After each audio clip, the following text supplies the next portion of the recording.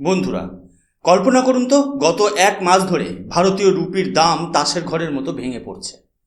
বাজার বিশেষজ্ঞরা প্রেডিক্ট করছিলেন যে $1 দাম খুব শীঘ্রই 100 টাকা ছুঁয়ে ফেলবে। কিন্তু ঠিক তখনই পর্দার আড়াল থেকে ভারতের সেন্ট্রাল ব্যাংক অর্থাৎ রিজার্ভ ব্যাংক অফ ইন্ডিয়া বা আরবিআই এমন এক গেম চেঞ্জিং চাল চালল, যা গত 12 বছরে ভারত কেন গোটা এশিয়ার মার্কেটে কেউ কল্পনা করতে পারেনি। মাত্র কয়েক ঘন্টার ব্যবধানে রুপি কেবল স্টেবিলাইজড হলো না, বরং ডলারের বুক চিরে এক লাফে 93 ঘরে ফিরে এলো। আজ আমরা বিশ্লেষণ করব সেই $149 বিলিয়ন ক্র্যাকডাউন, যা গ্লোবাল ট্রেডারদের ঘুম উড়িয়ে দিয়েছে। আপনারা এখন আমার স্ক্রিনে যে হেডলাইনটি দেখছেন সেটি দ্য ইকোনমিক টাইমসের একটি অত্যন্ত সেন্সেশনাল রিপোর্ট। এখানে পরিষ্কার ভাষায় লেখা আছে যে গত 12 বছরে ভারতীয় মুদ্রার সব থেকে শার্পেস্ট রাইজ বা তীব্রতম উত্থান রেকর্ড করা হয়েছে। মাত্র একদিনে রুপির দাম 0.8% বৃদ্ধি পাওয়া কোনো সাধারণ ঘটনা নয়। কিন্তু প্রশ্ন হলো কেন? আমাদের কেন এই আলোচনার গভীরে যেতে হবে? কারণটা বুঝতে গেলে আমাদের একটু পেছনে ফিরে তাকাতে হবে। গত মাত্র এক সপ্তাহ আগেও পরিস্থিতি ছিল অত্যন্ত ভয়াবহ। আমরা দেখছিলাম যে ইন্ডিয়ান রুপি ক্রমাগত দুর্বল হতে হতে 95 গণ্ডি পর্যন্ত স্পর্শ করে ফেলেছিল। যখনই কোনো দেশের কারেন্সি বা মুদ্রা এভাবে পড়তে থাকে, তখন সেই দেশের সাধারণ মানুষের কপালে চিন্তার ভাঁজ পড়ে। কারণ টাকার দাম কমে যাওয়া মানেই হলো ইম্পোর্টেড ইনফ্লেশন বা আমদানি করা মুদ্রাস্ফীতি। অর্থাৎ বিদেশ থেকে আমরা যে তেল, ইলেকট্রনিক্স বা কাঁচামাল কিনি, তার জন্য আমাদের আগের চেয়ে অনেক বেশি টাকা খরচ করতে হয়। এর ফলে বাজারে পেট্রোল ডিজেলের দাম থেকে শুরু করে নিত্য প্রয়োজনীয় জিনিসের দাম আকাশ ছোঁয়া হয়ে যাওয়ার উপক্রম হয়েছিল। ভারতের বড় বড় ইম্পোর্টার্স বা আমদানিকারকরা চরম দুশ্চিন্তায় ছিলেন যে এই পতন যদি না থামে, তবে আমাদের পুরো ইকোনমি বা অর্থনীতি কি তাসের ঘরের মতো ধসে যাবে। কিন্তু বন্ধুরা, এই পতনের আড়ালে কোনো স্বাভাবিক অর্থনৈতিক কারণ ছিল না, বরং এখানে চলছিল এক বিশাল এবং সুপরিকল্পিত আরবিট্রেজ গেম। জিওপলিটিক্স এবং গ্লোবাল ফিন্যান্সের ভাষায় একে বলা হয় মুদ্রার ফাটকাবাজি। একদল স্পেকুলেটর বা অতি চালাক ফাটকাবাজরা ভারত সরকারের চোখের আড়ালে এক অদ্ভুত খেলা খেলছিল। তারা কি করছিল জানেন? তারা খুব সুকৌশলে ভারতের অভ্যন্তরীণ বাজার বা যাকে আমরা বলি অনশোর মার্কেট, সেখান থেকে কম দামে ডলার কিনে নিচ্ছিল। যখন ভারতের বাজারে $1 দাম ছিল ধরুন 90 থেকে 91 টাকা, তারা সেই ডলারগুলো সেখান থেকে সরিয়ে ফেলছিল। এরপর সেই একই ডলার তারা নিয়ে যাচ্ছিল বিদেশের এনডিএফ মার্কেট অর্থাৎ নন ডেলিভারেবল ফরওয়ার্ড মার্কেটে। এই মার্কেটগুলো সাধারণত দুবাই, সিঙ্গাপুর বা লন্ডনের মতো জায়গায় বসে আছে, যেখানে ভারতের মুদ্রার সরাসরি লেনদেন না হলেও তার মূল্যের ওপর বাজি ধরা হয়। এই বিদেশের বাজারে তারা একই ডলার 93, 94 বা 95 টাকায় বিক্রি করে দিচ্ছিল। ভাবুন তো, কোনো ঝুঁকি ছাড়া শুধুমাত্র এক বাজার থেকে অন্য বাজারে ডলার সরিয়েই তারা প্রতি ডলারে 3 থেকে 4 টাকা করে প্রফিট করছিল। একেই বলে রিস্ক ফ্রি প্রফিট বা আরবিট্রেজ। কিন্তু এই ডাবল মার্কেট গেমের চরম মূল্য দিতে হচ্ছিল সাধারণ ভারতকে। কারণ ভারত থেকে ডলার ক্রমাগত বাইরে চলে যাওয়ায় দেশের বাজারে ডলারের আকাল বা ক্রাইসিস দেখা দিচ্ছিল। যখনই কোনো জিনিসের সাপ্লাই কমে যায় এবং ডিম্যান্ড বেড়ে যায়, তার দাম বাড়তে বাধ্য। ঠিক এই কারণেই ভারতীয় রুপির ওপর একটি কৃত্রিম বা আর্টিফিশিয়াল প্রেশার তৈরি করা হচ্ছিল, যা গত কয়েকদিন ধরে আমাদের মুদ্রাকে খাদের কিনারায় ঠেলে দিয়েছিল। এখন সবথেকে বড় প্রশ্ন হলো, বন্ধুরা, এই পুরো গেমটা আসলে কাজ করছিল কিভাবে? একজন সাধারণ মানুষ হিসেবে আপনার মনে হতেই পারে যে ডলারের দাম বাড়লে বা কমলে আমাদের কি এসে যায়। কিন্তু এখানে লুকিয়ে আছে জিওপলিটিক্স এবং গ্লোবাল ফিন্যান্সের এক অন্ধকার দিক। দেখুন, যখনই কোনো দেশের কারেন্সি বা মুদ্রা কোনো কারণে দুর্বল হতে শুরু করে, সেটা তেলের দাম বাড়ার কারণে হোক বা আমেরিকার সুদের হারের পরিবর্তনের কারণে, তখন একদল সুযোগ সন্ধানী ইন্টারন্যাশনাল ট্রেডার্স এবং বড় বড় হেজ ফান্ড সেই পরিস্থিতির ফায়দা তুলতে ময়দানে নেমে পড়ে। তারা এটাকে দেখে একটা সুবর্ণ সুযোগ হিসেবে। একটা সহজ উদাহরণ দিয়ে বোঝান। ধরুন ইন্ডিয়ান মার্কেটে বা আমাদের দেশের ব্যাংকিং সিস্টেমে $1 দাম তখন 90 টাকা। কিন্তু কিছু বড় মাপের প্রাইভেট ব্যাংক, ইনভেস্টমেন্ট ফার্ম বা প্রভাবশালী কর্পোরেট প্লেয়ার্স দেখলো যে ভারতের বাইরে অর্থাৎ দুবাই, সিঙ্গাপুর বা লন্ডনের মতো অফশোর মার্কেটে এই একই ডলারের ডিম্যান্ড অনেক বেশি। সেখানে হয়তো $1 ফিউচার প্রাইস 94 থেকে 95 টাকা চলছে। এখন এই প্লেয়াররা কি করলো, তারা অত্যন্ত ধূর্ততার সাথে ভারত থেকে বিপুল পরিমাণে ডলার কেনা শুরু করলো। তাদের এই আচমকা কেনাকাটার ফলে ভারতের অভ্যন্তরীণ বাজারে ডলারের এক কৃত্রিম সংকট তৈরি হলো। আর নিয়ম অনুযায়ী যখনই কোনো জিনিসের সাপ্লাই কমে যায় তার দাম হু করে বাড়তে থাকে। ভারত থেকে এই ডলারগুলো একরকম পাচার বা সরিয়ে নিয়ে যাওয়া হচ্ছিল বিদেশের নন ডেলিভারেবল ফরওয়ার্ড মার্কেটে। সেখানে গিয়ে তারা সেই ডলারগুলো 94-95 টাকায় বিক্রি করে দিচ্ছিল। এর ফলে কি হচ্ছিল, একেই আমরা টেকনিক্যাল ভাষায় বলি আরবিট্রেজ প্রফিট, অর্থাৎ এক বাজারে সস্তায় কিনে অন্য বাজারে চড়া দামে বিক্রি করা। যেখানে কোনো ম্যানুফ্যাকচারিং নেই, কোনো সার্ভিস নেই, আছে শুধু মুদ্রার হেরফের করে কোটি কোটি টাকার মুনাফা। কিন্তু এই গেমের সবচেয়ে বড় শিকার হচ্ছিল আমাদের দেশ ভারতবর্ষ। কারণ এই বিশাল পরিমাণ ডলার যখন ভারতের বাইরে চলে যাচ্ছিল তখন আমাদের ফরেক্স রিজার্ভ বা বৈদেশিক মুদ্রার ভাণ্ডারের টান পড়ছিল। আরবিআইকে তখন বাধ্য হয়ে বাজার সামাল দিতে নিজেদের ভাণ্ডার থেকে ডলার খরচ করতে হচ্ছিল।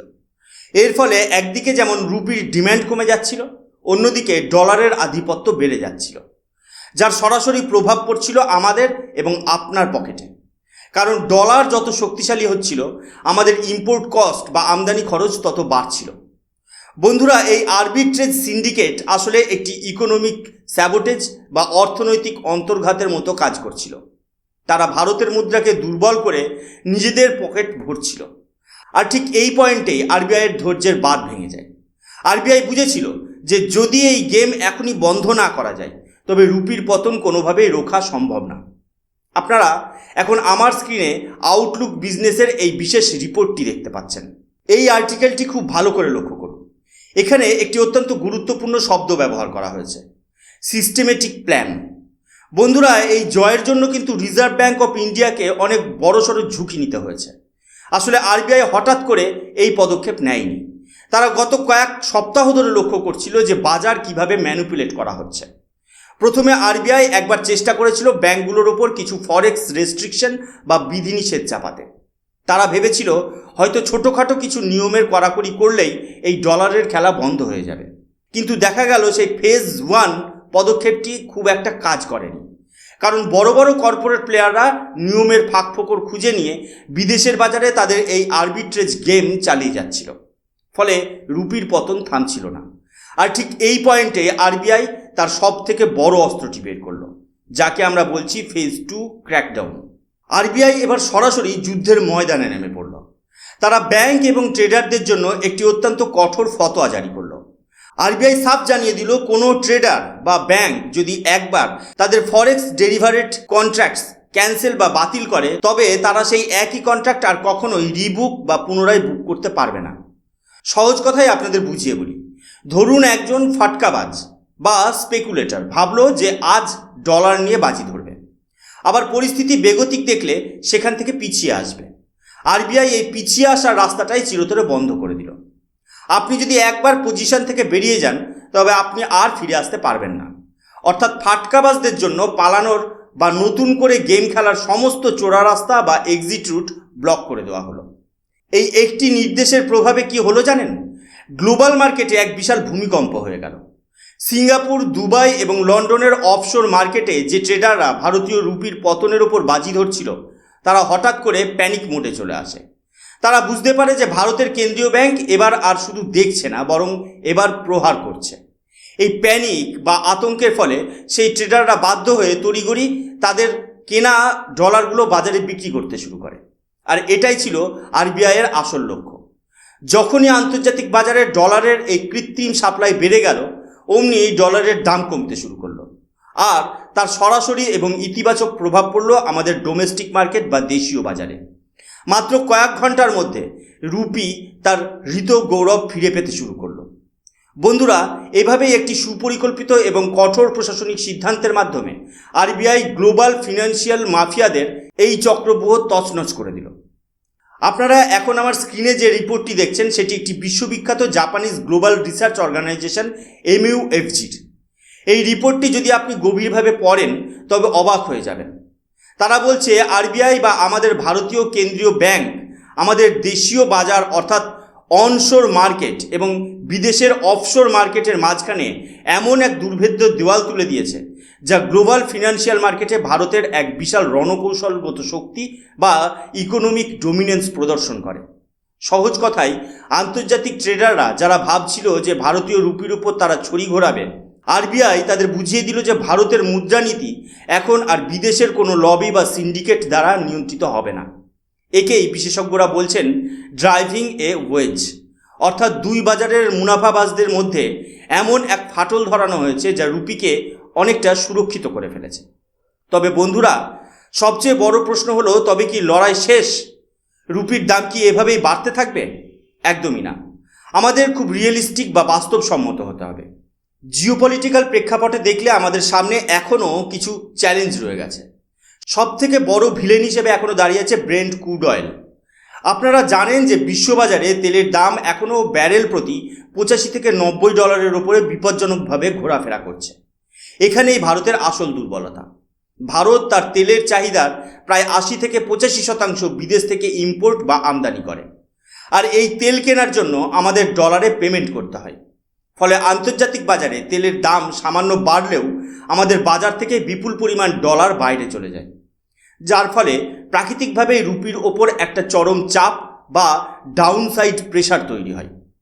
তাই যতক্ষণ না গ্লোবাল সাপ্লাই চেইন বা মিডল ইস্টের উত্তেজনা প্রশমিত হচ্ছে, ততক্ষণ এই লড়াই চলতেই থাকবে। কিন্তু বন্ধুরা, এই পুরো ঘটনার মধ্যে দিয়ে আরবিআই বিশ্বকে একটা কড়া বার্তা দিল। সেই বার্তাটি হলো, ইন্ডিয়ান রুপি এখন আর কোনো সাধারণ উন্নয়নশীল দেশের দুর্বল মুদ্রা নয়। এটি এখন একটি গ্লোবাল ইকোনমিক পাওয়ার বা বিশ্ব অর্থনৈতিক শক্তির প্রতীক। ভারত দেখিয়ে দিল যে তারা প্রয়োজনে বাজারের উপর কঠোর নিয়ন্ত্রণ আনতে পারে এবং নিজেদের মুদ্রার মান রক্ষা করতে যে কোনো আন্তর্জাতিক ফাটকাবাজকে চ্যালেঞ্জ জানাতে পারে। বন্ধুরা, ভারতের এই শক্ত অবস্থান কি আগামী দিনে রুপিকে আরও শক্তিশালী করবে? আপনার কি মনে হয়? তেলের এই উচ্চ মূল্যের মধ্যেও কি ভারত তার মুদ্রাকে 85 থেকে 90-এর ঘরে ধরে রাখতে পারবে? আপনার মতামত অবশ্যই কমেন্ট সেকশানে জানান। বন্ধুরা, আরবিআইয়ের এই পদক্ষেপের ফলে কিছু ব্যাংকের হয়তো কয়েকশো কোটি টাকার লোকসান হয়েছে, কিন্তু দেশের অর্থনীতি রক্ষা পেয়েছে। ফাটকাবাজদের জন্য এটা একটা বড় শিক্ষা। জিওপলিটিক্স এবং ইকোনমিক্স কিভাবে একে অপরের সাথে যুক্ত, এই ঘটনাটি তার শ্রেষ্ঠ উদাহরণ। আপনার কি মনে হয়, আরবিআই কি পারবে রুপিকে 100-র নিচে আটকে রাখতে? আপনার মূল্যবান মতামত কমেন্টে জানান। আমি সুশোভন, আজকের মতো এইটুকুই। দেখা হচ্ছে পরের এপিসোডে। সঙ্গে থাকুন আর দেখতে থাকুন অদ্ভুত অথচ বাস্তব। জয় হিন্দ, বন্দে মাতরম, ভারত মাতা কি জয়।